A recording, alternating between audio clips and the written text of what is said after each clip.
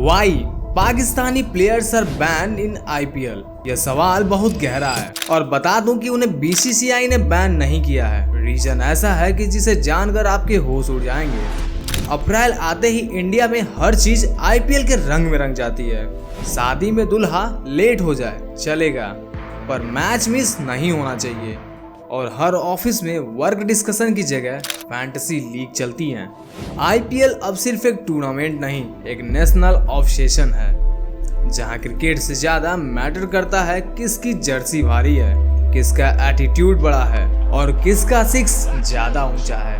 लेकिन इतने सालों में आईपीएल में एक चीज बिल्कुल नहीं बदली और वो है पाकिस्तान की गैर मौजूदगी। हर साल दुनिया के टॉप खिलाड़ी इस लीग में खेलते हैं, लेकिन पाकिस्तान के प्लेयर्स कभी ऑक्शन लिस्ट में नजर भी नहीं आते। अब सोचने वाली बात यह है कि शुरुआत में तो वो आईपीएल के हिस्सा थे, लेकिन अब अचानक से गायब कहाँ हो गए। क्या सिर्फ परफॉर्मेंस की बात है या फिर इसके पीछे कोई और भी रीजन है? सवाल बड़ा सीधा है, पाकिस्तानी प्लेयर आईपीएल में बैन क्यों हैं? शायद आज के नए फैंस को ये बात पता नहीं होगी कि स्टार्टिंग में पाकिस्तानी प्लेयर भी इस आईपीएल का हिस्सा थे। हाँ, 2008 में जब लीग लॉन्च हुई तब पॉलिटिक्स बैकग्राउंड में थी, फॉरग्राउंड में सिर्फ क्रिकेट था।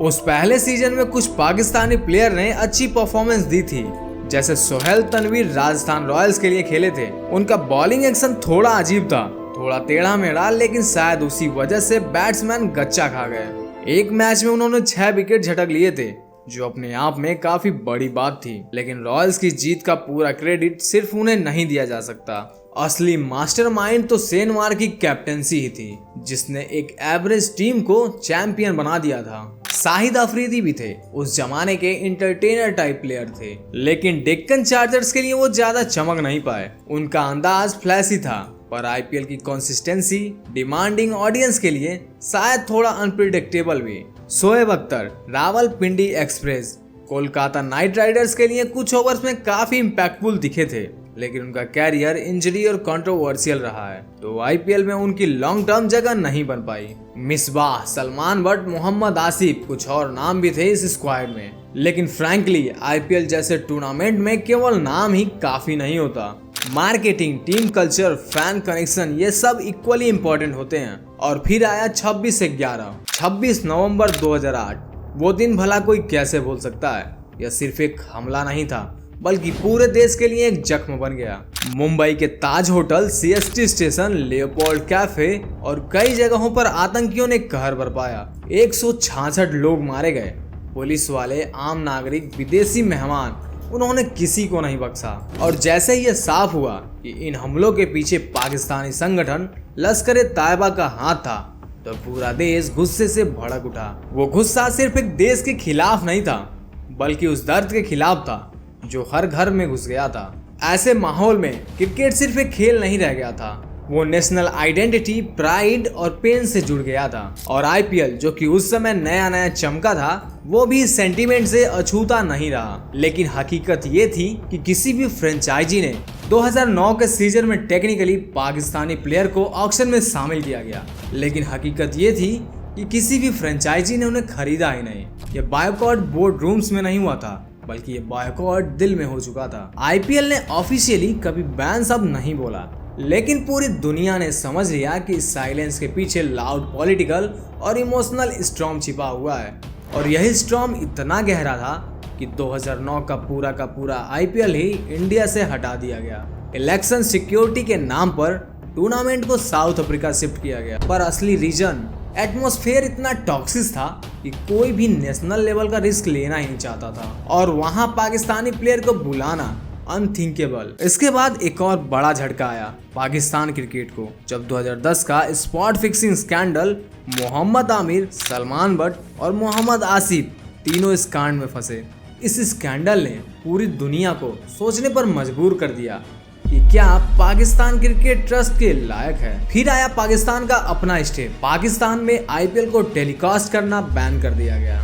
ना ब्रॉडकास्ट, ना हाईलाइट, ना अपडेट्स। यह सिर्फ क्रिकेट नहीं, बल्कि ये कोल्ड वार जैसा फील हो रहा था। जिस टूर्नामेंट में उनके खुद के खिलाड़ी नहीं थे, उन्हें देखने की इजाजत भी नहीं थी। उसी समय इंडिया और पाकिस्तान के बीच बाइलेटरल सीरीज भी बंद हो गई, ना टेस्ट, ना ओडीआई, ना कोई T20। टीम इंडिया पाकिस्तान नहीं जाती और पाकिस्तान को इंडिया आने का कोई न्योता नहीं मिलता। और ऐसे मौके पर आईपीएल जैसे कॉमर्शियल लीग में पाकिस्तान को मौका देना यह इमोशनली अनएक्सेप्टेबल था। यसारके ने जब 2010 में बोला कि पाकिस्तानी प्लेयर को आईपीएल में होना चाहिए, तो बात सिर्फ क्रिकेट तक नहीं रही। शिवसेना ने माय नेम इज खान को लेकर प्रोटेस्ट किया, पोस्टर फाड़े गए, थिएटर ऑनर्स को धमकियां मिली। यसारके जैसे बड़े स्टार को भी यह समझ आ गया कि आईपीएल सिर्फ एंटरटेनमेंट नहीं बल्कि एक नेशनल इमोशन है। लेकिन इंटरेस्टिंग बात यह है कि एक पाकिस्तानी ओरिजिन खिलाड़ी आईपीएल में नजर आया। जी हाँ, अजहर महमूद। क्योंकि उन्होंने ब्रिटिश सिटीजनशिप ले ली थी तो टेक्निकली उनका नेशनलिटी बदल गया था और आईपीएल का दरवाजा खुल गया। शायद टैलेंट के साथ थोड़ा पेपर वर्क भी काम आता है। आईपीएल सिर्फ स्किल बेस्ड नहीं, यह ब्रांड है, बट ब्रांड में रेपुटेशन, इमेज और पब्लिक मूड सब कुछ मैटर करता है। इंडिया पाकिस्तान के रिश्ते अभी भी फ्रेगाइल ही हैं।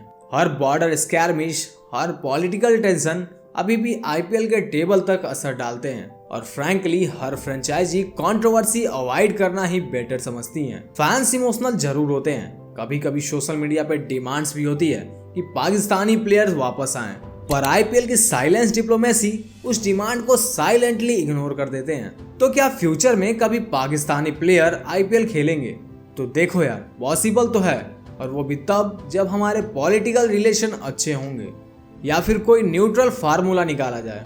लेकिन फिलहाल के लिए आईपीएल का एक हिस्सा मिसिंग है, वो हिस्सा जो कभी इसका पार्ट था, लेकिन अब वो सिर्फ पुराने स्कोर कार्ड और फॉरगेटन मेमोरीज में ही बचे हैं। आईपीएल चल रहा है और फ्यूचर में और भी ग्लैमरस होगा, लेकिन एक खाली कुर्सी, एक अनसेड साइलेंस और एक छुपी कंट्रोवर्सी वो हमेशा याद दिलाएगी कि क्रिकेट सिर्फ एक गेम नहीं है बल्कि गेम ऑफ परसेप्शन है।